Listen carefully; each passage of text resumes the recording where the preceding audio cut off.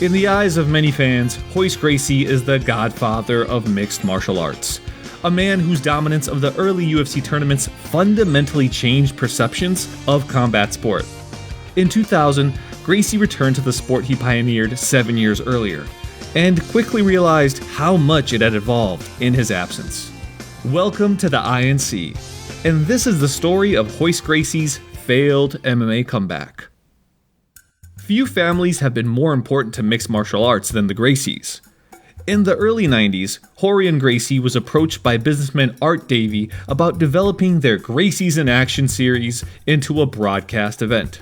The series saw combatants from different combat sports attempt to beat a Gracie Jiu-Jitsu fighter in no-holds-barred contests, with a cash reward to anyone who proved successful.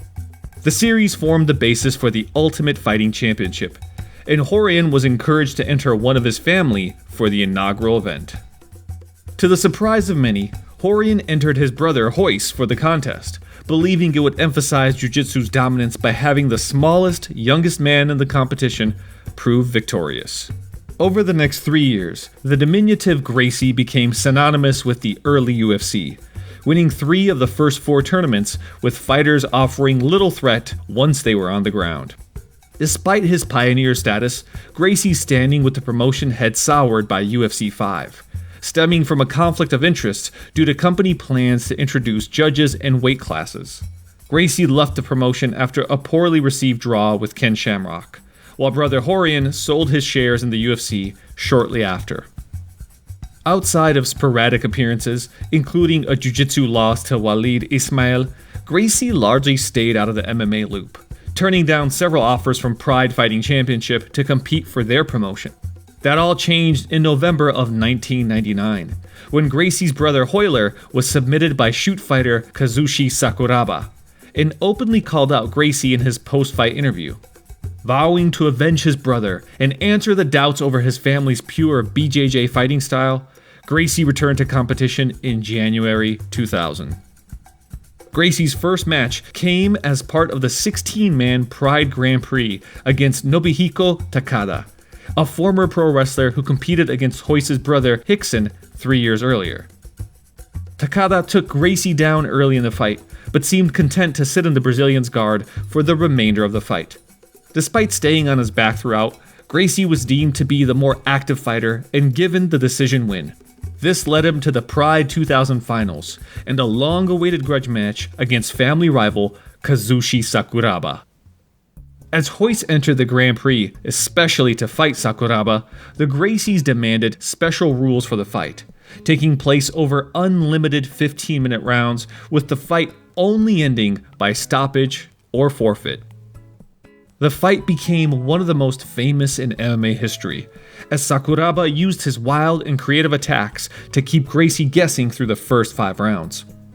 At the start of the 6th round, Sakuraba threw a low kick that fractured Gracie's femur, and added with the fighter visibly fatigued from 90 minutes of action, Royce's corner threw in the towel, marking the first loss of the Brazilian's career. He's throwing in the towel. Towel in. Kazushi Sakuraba has Gracie quit. Sakuraba would claim further wins over Royce's family members Renzo and Ryan, earning him his Gracie Hunter moniker in the process. Royce wouldn't return to action until 2002, when he took on Olympic judoka Hidehiko Yoshida at Pride Shockwave, contested under special rules outlawing strikes to the head. Gracie started the fight by pulling guard in an attempt to work towards a heel hook and armbar, only for Yoshida to survive the attack and work towards an arm triangle choke. After several seconds of inactivity, referee Daisuke Noguchi had seen enough.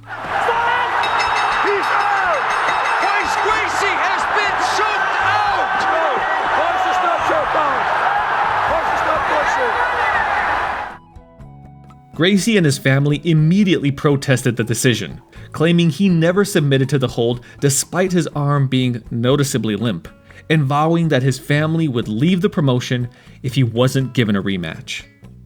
Pride would buckle to Gracie's demands and book a rematch under MMA rules the following year. Gracie would dominate Yoshida, but due to the bout having no judge per Gracie's request, the match was declared a time limit draw. Gracie would leave Pride the following year to sign for the K1 promotion, where he'd face his biggest ever opponent in former sumo wrestler and MMA newcomer Akebono. The Hawaiian fighter managed to score a takedown against his legendary opponent, only for Gracie to maneuver to a better position and claim a first-round win with a shoulder lock. The Brazilian followed the triumph with a win against unknown Hideo Tokoro. By this point, Gracie was seen as an attraction fighter rather than a top-level athlete. This, however, didn't shirk the UFC, who offered Gracie a record fee for a match with Matt Hughes at UFC 60. Hughes was the reigning welterweight champion, having won all but one of his past 18 fights, including wins over George St. Pierre and Frank Trigg, and entered the fight as a -400 favorite over the Brazilian. Despite this, Gracie remained quietly confident, believing Hughes' wrestling heavy style would play into his guard. A reported $400,000 fight purse probably aided Gracie in his self-belief.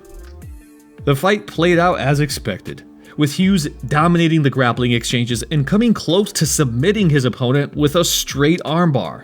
Hughes later suggested he intentionally broke the hold when he realized Gracie would not tap, instead settling for a ground and pound finish 4 minutes into the first. UFC 60 broke the record as the most watched pay-per-view in company history at the time, earning over $20 million in sales, but it came at the expense of Gracie's mystique. While fans in Japan had known it for years, the Hughes fight was confirmation Gracie's time in the sun was over, and the MMA legend knew he needed another spectacle to recapture the public conscious. That came in June 2007, when Gracie agreed to a rematch with Kazushi Sakuraba as part of K1's first event in America.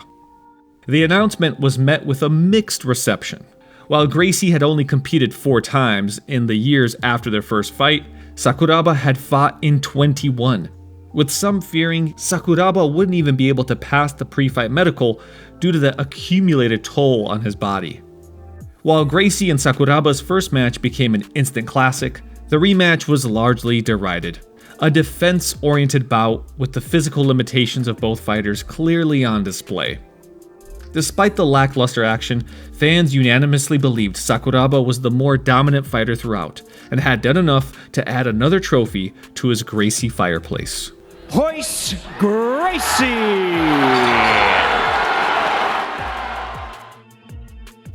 Gracie's celebrations would be short-lived. 2 weeks after the fight, the Brazilian tested positive for the anabolic steroid nandrolone, with levels 10 times larger than those allowed by the California State Athletic Commission. Gracie was fined $2,000 and given a 12-month suspension from competition, although K1 chose not to overturn the fight's result. Gracie was briefly linked to a match for the UFC's first event in Rio, but for the next decade stayed clear of the cage, his perception being that of a former legend whose refusal to pass the torch had damaged his own legacy. This, however, didn't stop Bellator making one last attempt to cash in on the Gracie name.